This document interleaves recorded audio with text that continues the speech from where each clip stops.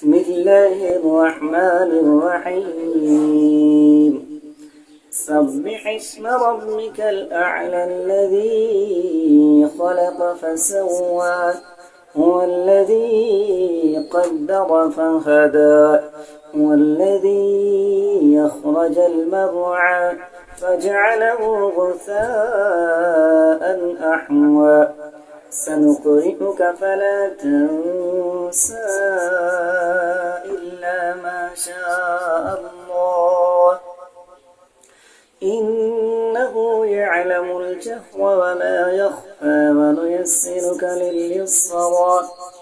فذكر إن نفعت الذكرى سيذكر من يخشى ويتجنبها الأشقى الذي يصلى النار الكبرى ثم لا يموت فيها ولا يحيا قد أفلح من تزكى وذكر اسم ربه فصلى بل تؤثرون الحياة الدنيا والآخرة خير وأبقى إن هذا لفي الصحف الأولى صحف إبراهيم وموسى بسم الله الرحمن الرحيم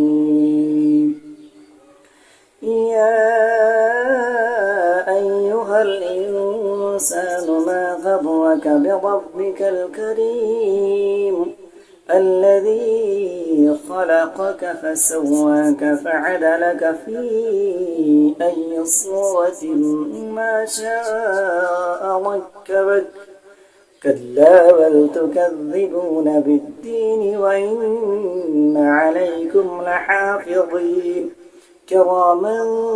كاتبين يعلمون ما تفعلون